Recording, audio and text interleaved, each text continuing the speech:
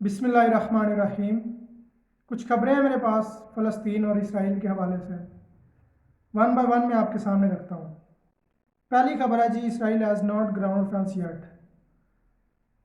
कुछ दिन पहले हमने सुना था कि इसराइल ज़मीनी कार्रवाई करने जा रहा है गज़ा पे। वो अपने अपने मिलिट्री को गज़ा की सरजमीन पे भेजने जा रहा है।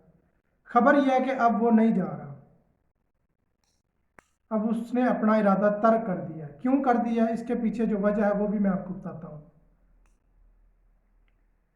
जो मिलिट्री इसराइल गज़ा में भेजना चाह रहा है वो इस वक्त इसराइल के मशरिक में लिबनान में हिजबुल्लाह ने रोक रखी है, या यूं कहिए कि हिजबुल्लाह को उन्होंने रोक रखा है।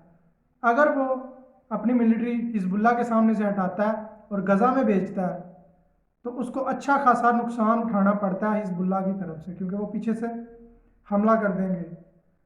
पिछली वीडियो में मैंने आपको बताया था कि अमेरिका ने कहा है कि हिजबुल्लाह की तरफ कार्रवाई ना की जाए, यही वजह है इसकी भी। अच्छा जी, दूसरी खबर है, Israel has 3000 round left from Iron Dome. Iron Dome के बारे में हम सब जानते हैं, इसराइल के पास एक टेक्नोलॉजी है, जो भी मिसाइल उनके हदूद में पहुंचता है वो आयरन डोम उसको डिटेक्ट करता है और हवा में ही तबाह कर देता है।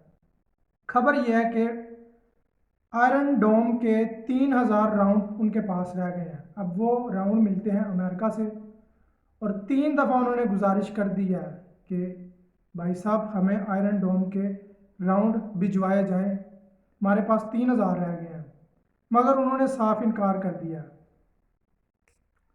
अब जाहिर है ये एक भारी कीमत पे चलने वाली टेक्नोलॉजी है, मुफ्त में तो चलेगी नहीं, तो उन्होंने टाल मटाल कर रहे हैं अमेरिकन इसराइल को। अगर इसराइल के राउंड ख़त्म हो जाते हैं तो हमास के पास तो ऑलरेडी 60-70 हज़ार रॉकेट्स पड़े हुए हैं, वो तो तहस नहस कर देगा। तो ये एक बड़ा ख़तरा है इसराइल को।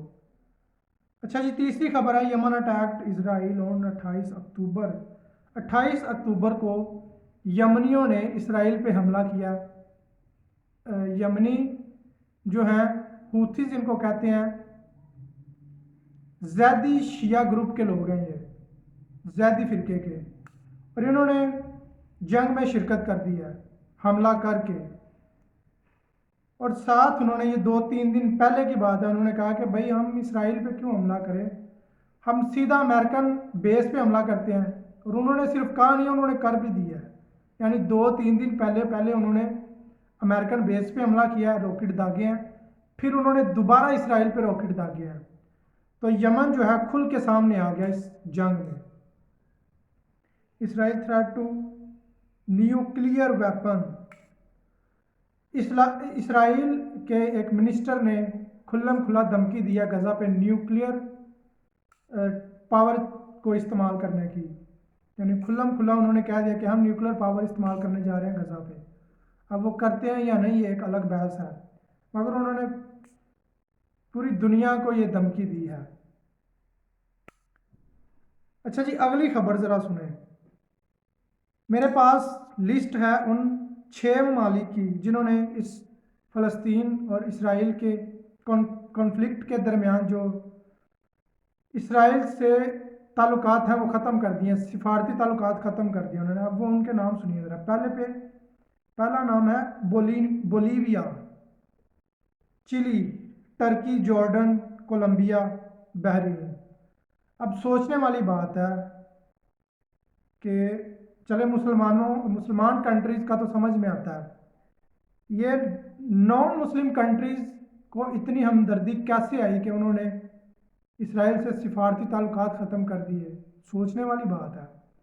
मतलब ये बोलीविया और ये कोलंबिया और चिली, इनको क्या ज़रूरत आन पड़ी थी कि इन्होंने अपने सिफारती ताल्लुकात ख़त्म कर दिए इसराइल से? क्योंकि उनकी आवाम ने उन पर प्रेशर डाला है। ये प्रेशर जो मैं पाकिस्तान में चाह रहा हूँ, ये बार बार जो मैं कह रहा हूँ प्रेशर क्रिएट करें। अब उनके जो हुक्मरान हैं, यानी बोलीविया के हुक्मरान हैं, जो उनको फ़लस्तीन से चले मानते हैं इंसानी हमदर्दी है, मगर इतनी हमदर्दी के उसने अपने फ़ायदा नहीं सोचा और इसराइल से अपने सिफारती ताल्लुकात ही ख़त्म कर दिए। ایسا معاملہ نہیں ہے. معاملہ یہ ہے کہ ان کی عوام، ان کو پتہ ہے کہ ان کی عوام اس وقت فلسطین کے حق میں پروٹیسٹ کر رہی ہے. اسرائیل پوری دنیا میں جو ہے ٹیررسٹ ثابت ہو رہا ہے. اگر وہ اسرائیل کا ساتھ دیتے ہیں تو ہماری عوام جو ہے ہمیں دوبارہ ووٹ نہیں دے گی. ووٹ نہیں دے گی تو ہماری پاور چھن جائے گی. یہی ڈر ہر ملک میں ہر حکمران کو ہے. یہی ڈر ہمارے ملک کے حکمرانوں کو ہے، اور اس کا توڑ عوام کا پریشر ہے. یہی پریشر جو میں چاہ رہا ہوں. اچھا جی، چھٹی خبر ہے، American secretary Blinken visit the world on Israel Hamas conflict. امریکی وزیر ہے بلنکن، وہ پوری دنیا میں تفریح کر رہا ہے حماس اور اسرائیل کی جو جنگ ہے اس کے حوالے سے. پہلے وہ جاتا ہے جارڈن میں ایک میٹنگ رکھی جاتی ہے جس میں ایجپٹ ہے، جارڈن ہے، قطر ہے، اور پھر کیا نام ہے ان کا، سیریا ہے. یہ 3-4 ممالک ہیں، 2-4 اور ہوں گے. سیز فائر کے حوالے سے جو ہے میٹنگ رکھی جاتی ہے کہ جنگ بندی کی جائے. جنگ بندی کی پیشکش کی ہے امریکن نے، جو کہ صاف طور پہ ناکام رہی ہے. سننے میں آیا کہ یہ میٹنگ بالکل ناکام رہی ہے سیز فائر کے حوالے سے. پھر اس کے بعد یہ امریکن جو سیکرٹری ہے یہ جاتا ہے یورپ کے G7 کے ممالک کے پاس. وہاں پہ ایک میٹنگ رکھتے ہیں کہ اسرائیل کی سپورٹ میں کھل کے سامنے آئیں اور حماس کے خلاف کھل کے آئیں. تو ان میں سے 4-5 ممالک نے سیدھا جواب دیا، انکار کر دیا کہ بھیا ہم یہ سٹیٹمنٹ نہیں دے سکتے. اب سوچیں ان کو کس چیز کا پریشر ہے، وہ کیوں نہیں یہ سٹیٹمنٹ دے رہے. اسرائیل کے حق میں سٹیٹمنٹ کھل کے کیوں نہیں وہ دے رہے. یورپین ہے، مسلم ممالک تھوڑی نہ ہے. وہی پریشر جو کہ دوسرے ممالک میں ہے وہی پریشر ان پر بھی ہے. یعنی ان کی عوام جو ہے وہ چاہ رہی ہے کہ ہم فلسطین کا ساتھ دیں، اسرائیل کے خلاف جائیں. اب یہی ڈیموکریسی جو جمہوریت ہے اس کی خوبصورتی اگر کوئی ہے تو وہ یہی ہے کہ بھیا فیصلہ عوام کا، جو عوام چاہتی ہے حکمران کو وہ کرنا پڑتا ہے. بدقسمتی سے ہمارے یہاں ڈیموکریسی بھی فارغ ہو چکی ہے، فیل ہو چکی ہے. تو یہ جو 6 خبریں تھیں میں نے آپ کے سامنے رکھی ہیں. اور بھی جتنی خبریں میں حاصل کروں گا میں آپ کے سامنے پیش کرتا رہوں گا. اجازت دیجیے، اللہ حافظ، السلام علیکم.